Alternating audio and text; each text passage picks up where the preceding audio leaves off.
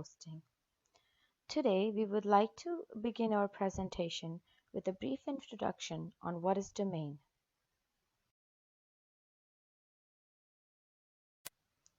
A domain is an area of control or a sphere of knowledge. When referring to Internet address or a website name, it refers to the location of the website. Here is a great example.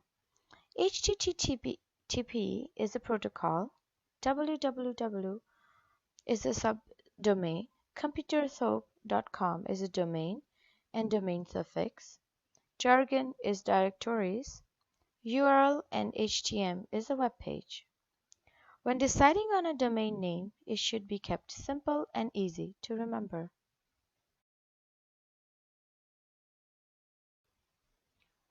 When referring to a computer network, a domain refers to a group of resources provided to a specific group.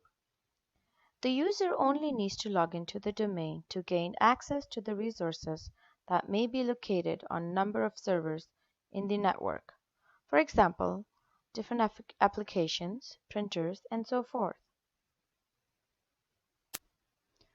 Domain name and suffix. A domain name locates an organization or entity on the Internet. Domain names are used to address one or more IP address. Every domain has a suffix that tells which top-level domain (TLD) it belongs to. For example, GOV stands for government agencies, EDU is for educational institutes, ORG is for nonprofit organization, and MIL is for military, COM is commercial business, and ETNet is network organizations. CA stands for Canada and TH for Thailand.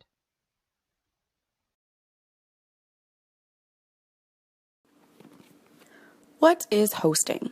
Web hosting is an internet service that allows companies, organizations, and individuals to make their websites accessible on the World Wide Web. The host or web hosting service provider gives the technology as well as the services that are needed for the website to be seen on the internet. So for this, we will look at 4 different types: free hosting, shared hosting, dedicated hosting, and co-located hosting.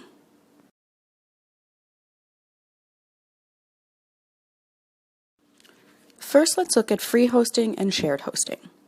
So free hosting, this is more for a website for fun. It has a free hosting environment. It does have a slower connection.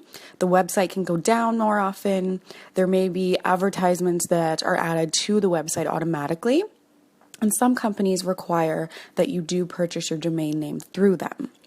So with shared hosting, you and another website are actually the owners of the shared one server. Software applications within the server.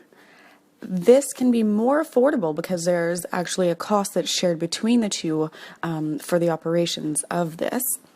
And shared hosting can also have a slower speed connection. The next 2 that we'll look at is dedicated hosting and co-located hosting. So with dedicated hosting, you have the entire web server to yourself. You have all of the server's resources without sharing these with other website owners. It does offer you faster connection speeds.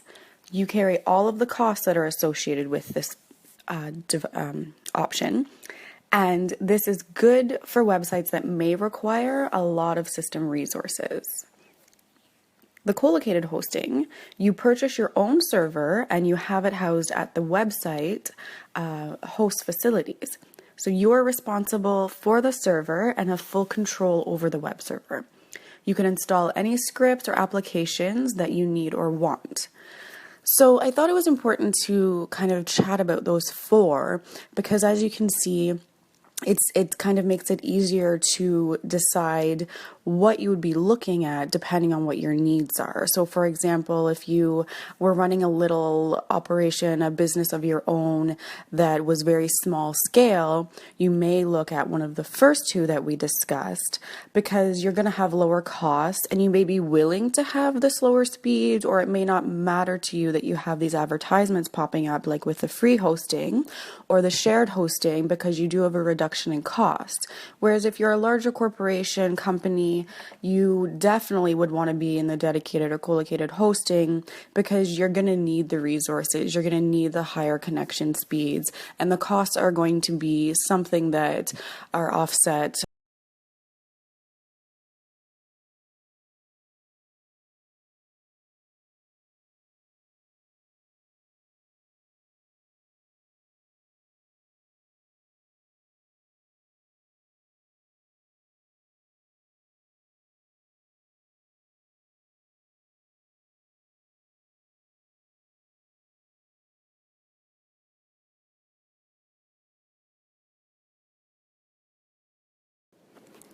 This is a domain name system. It can be viewed kind of as a GPS system for the internet. The domain name system turns a domain name into internet protocol addresses that can then be found. So think of it in comparison to dialing a phone number and calling a friend or a family member. The digits that you dial are similar to the IP addresses that the DSN provides. It can also be viewed as a replacement for the phone book. So from the graph, you can see the first illustrates that we're looking for directions for somewhere. So where does that go?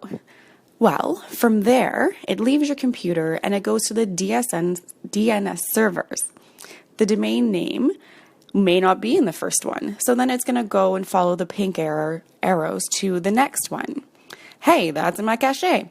So from there, it's going to send back to the other server and then return the information to your computer that is then going to allow you direct access, as we see the green arrow, going to that specific website that they're looking for. So there's a lot of background that goes into that. So I thought it was nice to kind of have a visual to see the process.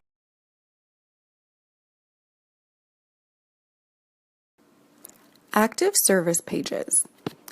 Active server pages refer to the pages that are processed by the server prior to you being able to see it on your browser. Generally, your computer will send a file, standard HTML, from the server, that the file will appear the same as it did on the server.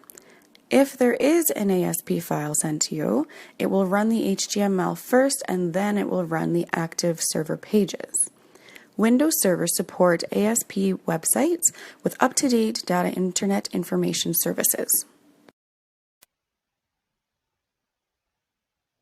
Thank you for listening to our presentation.